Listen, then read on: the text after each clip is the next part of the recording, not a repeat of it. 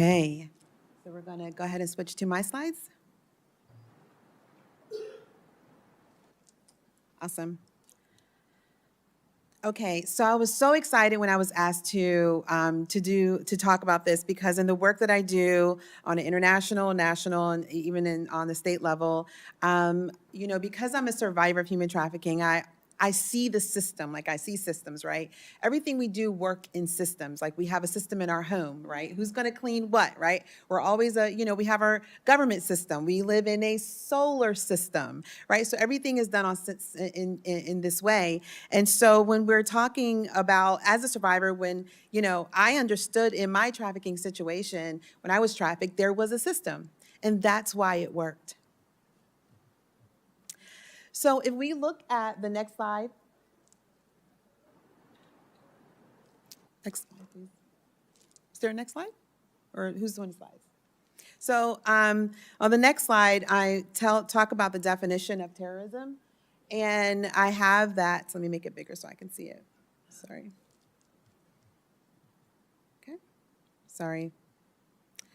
Terrorism generally refers to the violence, threats, or intimidation to create fear, achieve political or religious objectives, or coerce governments, societies, or individuals. The reason why I wanted you to see that is because in terrorism exists some of the same words that we use in the definition of human trafficking. So we would notice the words like violence, threat, intimidation, and coercion. And they're words that you won't only see in the definition, but also when you hear people like myself speak about my story, when you're asking the question, how did this happen, why did this happen, and what is happening, we are using some of the same terminology. And also, human trafficking locally, anywhere, is an isolated theme, right? I mean, it really doesn't get the attention or the attention that it needs in order to do work on it. But when we broaden it and show that it intersects with other types of crimes that we already have understanding on, now we're able to look at it in a different way. And so that's what I hope to do with you today when we're talking about terrorism. Okay, next slide. So terrorist organizations recruit victims. And when I say these things, I want you to understand this is exactly the same thing that happens in human trafficking. There's a recruiting process. Now, particularly women and children for forced labor, sex slavery, or as fighters in conflict zones.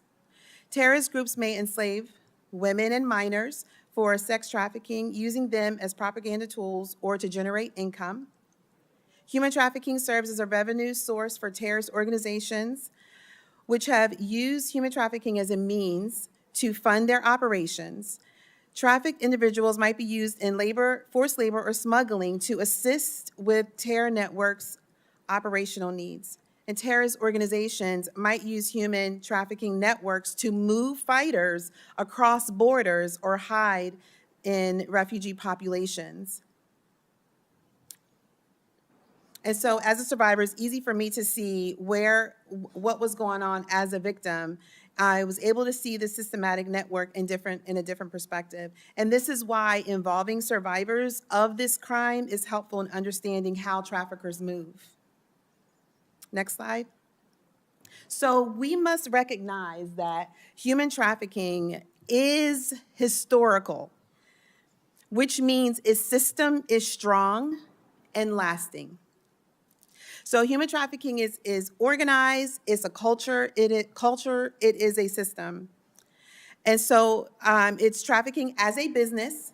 So human trafficking has it, when we're talking about, it works as a business. I want you to look at the division of labor, right, where different roles are assigned, such as scouting victims. I was forced to recruit victims. Providing transportation, creating fake documents, maintaining safe houses. This division of labor ensures efficiency, scalability, allowing trafficking networks to operate on a large scale. There's also the global reach in transnational operations when we're talking about cross-border trafficking, migration routes, and safe havens. Trafficking organizations exploit migration routes, refugee crisis, and unstable political conditions to smuggle and move individuals for exploitation. Victims often come from economically disadvantaged or conflict area regions, making them more vulnerable to traffickers.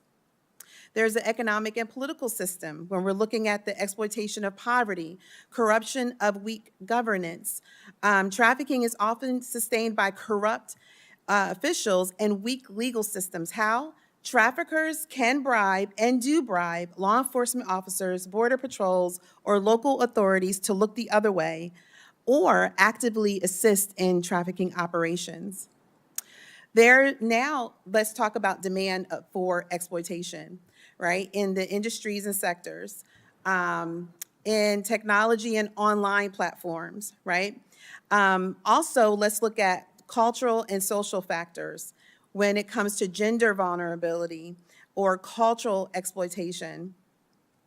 So, and then this is what I want to talk about is a long-term and repeated exploitation.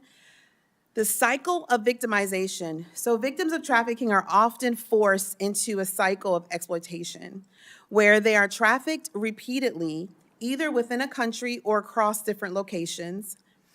For instance, a victim of sexual exploitation in one country may be trafficked into another country after years of abuse, thus perpetuating the systemic nature of the crime.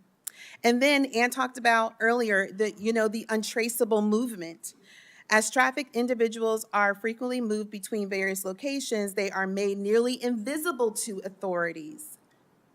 They are often moved through multiple stages of exploitation, sometimes serving in forced labor, then being sold into the sex trade, and sometimes even being moved between criminal operations that's being used to recruit others. Human trafficking is systematic because it is organized. It's an organized, multifaceted process that spans regions, industries, targeting vulnerable individuals and exploiting social, economic, and political weakness. The systematic nature of human trafficking means that addressing it requires a comprehensive, coordinated effort at local, national, and international levels to disrupt criminal networks, close legal loopholes, protect vulnerable populations, and raise awareness about its realities of trafficking.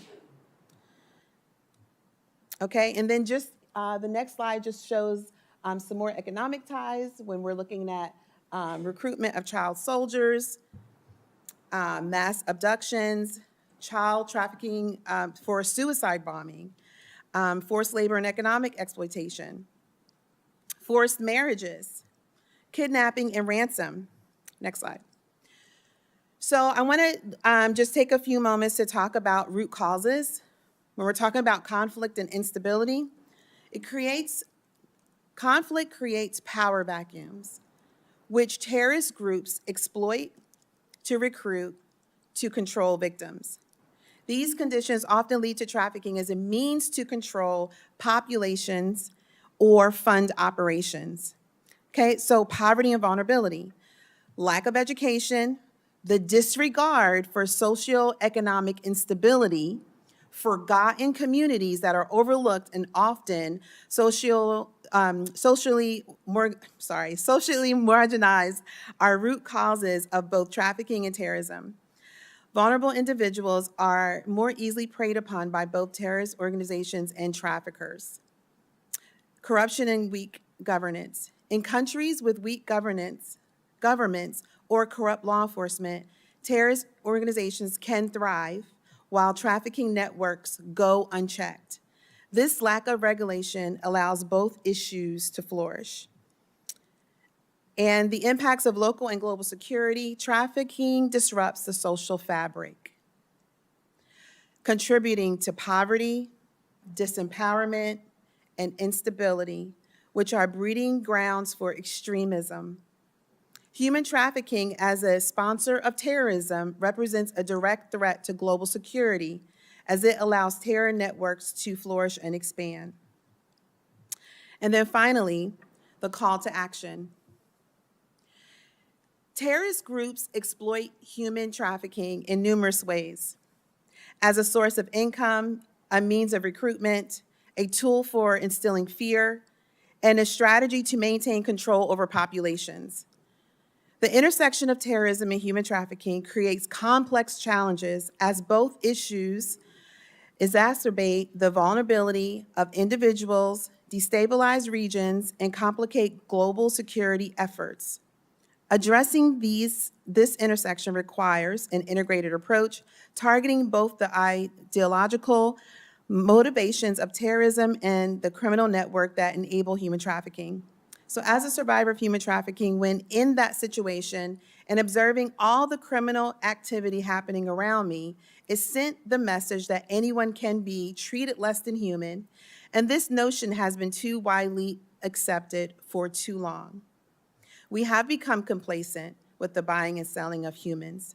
The fact that a human being can be a commodity should not be in our conversations, and it should never have been a reality to me. My trafficker was brutal, but he made me feel a sense of belonging, and therefore I felt that I owed him my life. So does the child soldier and other kids or victims that are working for these adults that are exploiting them. Thank you for your time. Wow. Wonderful.